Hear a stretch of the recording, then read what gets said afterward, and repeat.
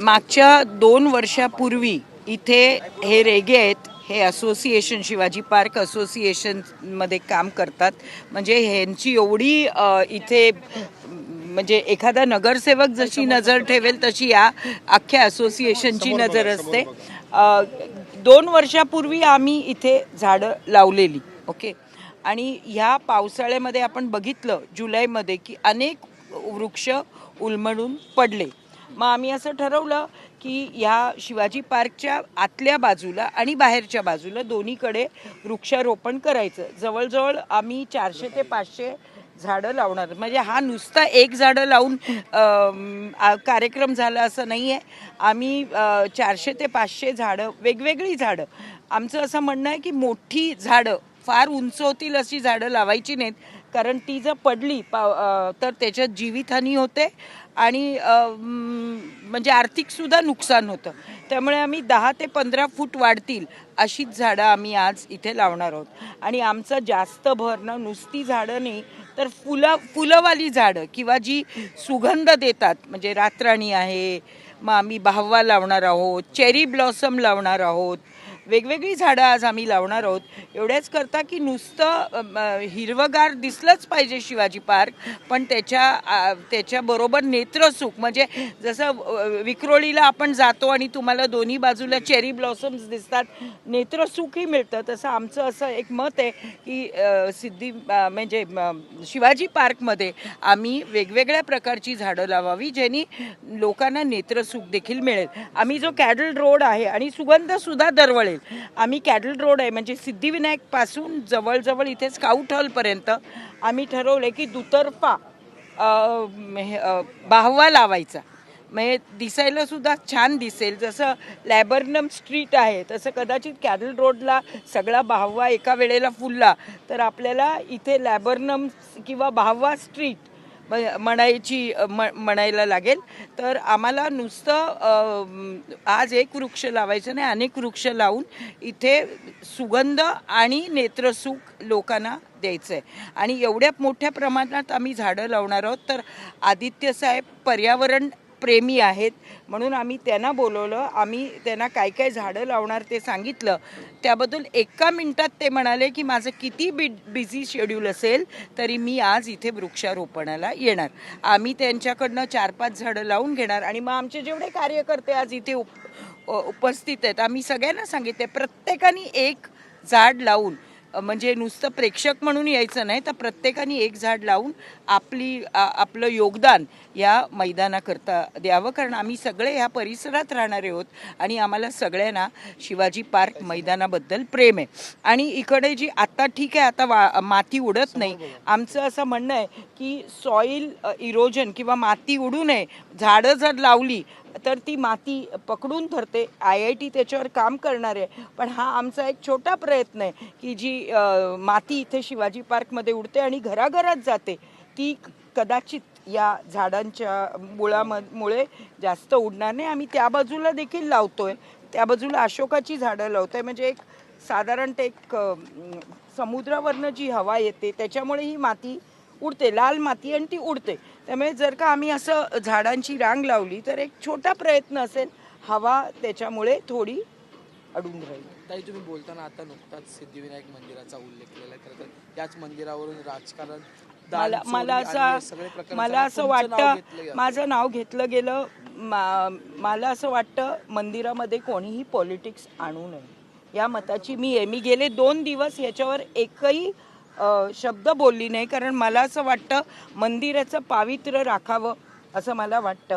आणि एखाद्याला पोटा पाण्याला लावणं हा काही गुन्हा नाही आहे.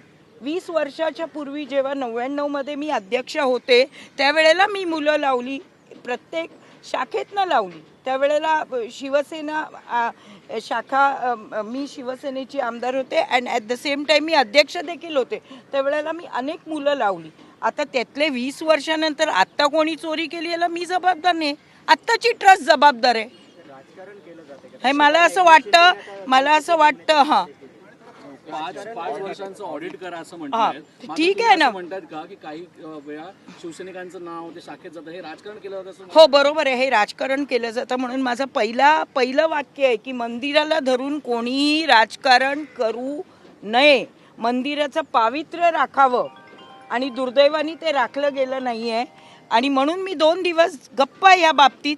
मला असं वाटतं कोणाला पोटा पाण्याला लावलं हे काही गुन्हा नाही आहे. सगळी मराठी मुलं आम्ही लावलेली आहेत. आणि त्यांनी 20 वर्षानंतर जाऊन काय केलं ह्याला आम्ही कसं जबाबदार. अध्यक्षांनी ते स्टँडिंग कमिटी अध्यक्ष होते तेव्हा BMCत लावली, दोन्ही क्रीडा संकुलामध्ये लावली मुलं. आता क्रीडा संकुलामध्ये भ्रष्टाचार होतोय, त्याला अध्यक्ष जबाबदार आहे का असं मी म्हणू का? पण मी तसं म्हणणार नाही. माझी संस्कृती आहे, मी एक कल्चर्ड फॅमिलीमधनं येते. त्यामुळे मी असे बिनबुडाचे आणि पुरावे नसलेले आरोप कोणावरही करणार नाही. ताई, त्यांनी एक वक्तव्य केलेलं आहे की उबाटाच्या शाखेत जाणारी ही सगळी 9 जणांची आज सगळे काही आमच्या शाखेत येत नाहीत, पूर्वी येत होते. आणि उबाटामधनच तो मोठा झाला ना अध्यक्ष. तो काय बाहेरच्या पक्षातनं मोठा झालेला नाहीये. त्याला 2 वेळा स्टँडिंग कमिटी उबाटाने दिली. आमदार गेला आला तरी त्याला आमदारकी दिली, विभाग प्रमुख पद दिलं, उबाटानेच दिलं ना. एवढं अध्यक्षपद यायला त्याला अध्यक्षपदाच्या लेवलला आणून कोणी ठेवलं? उबाटानेच ठेवलं. मला असं वाटतं ज्या शिडीवरनं माणूस वर चढतो ना, दुर्दैवाने ती शिडी ढकलतो. आणि मला असं वाटतं सिद्धिविनायक उजव्या सोंडेचा गणपती आहे, तो कोणालाही चुकीचं केलं तर सोडत नाही. त्यामुळे मला श्रद्धा सबुरी आहे. जर कोणी खोटं बोलत असेल ना ते सिद्धिविनायक त्याची काळजी घेईल, कळलं. आणि म्हणून मला फार श्रद्धा आहे सिद्धिविनायकावर. आणि तो त्याचं उत्तर खोटं बोलणाऱ्यांना जरूर देईल. महापौर बंगल्यासाठी पुन्हा एकदा निविदा मागवण्यात आली आहे. अगोदर 3,40,00,000 खर्च केला, आता 2,80,00,000चा निविदा मागवल्यात.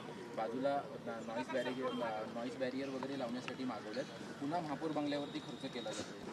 इथे एकीकडे सांगतात की आम्ही पार्टी विथ अ डिफरन्स असं सांगितलं जातं.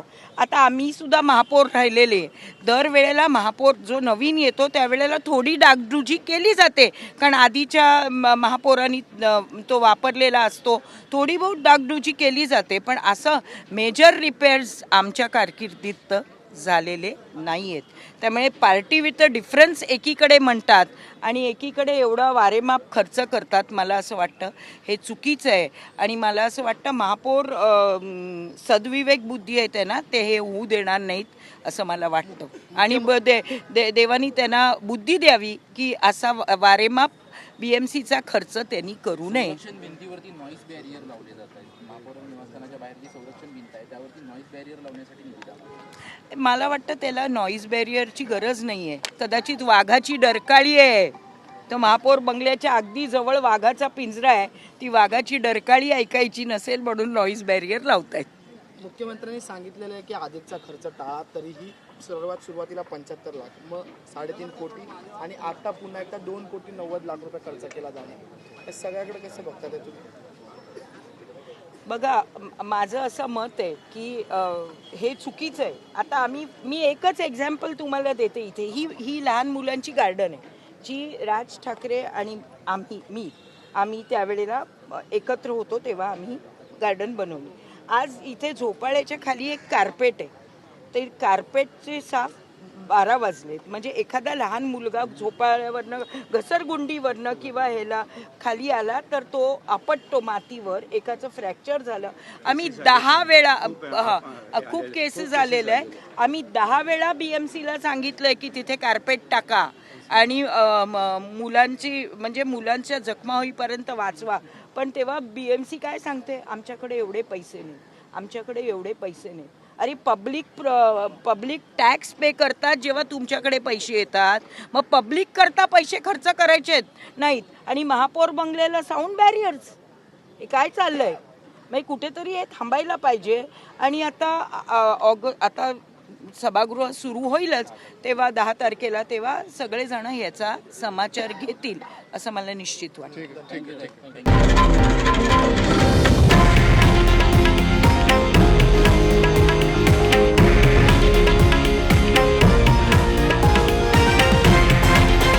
हे आहे देशातील नंबर 1 न्यूज नेटवर्क आणि आपण पाहत आहात TV9 मराठी, एकमेव.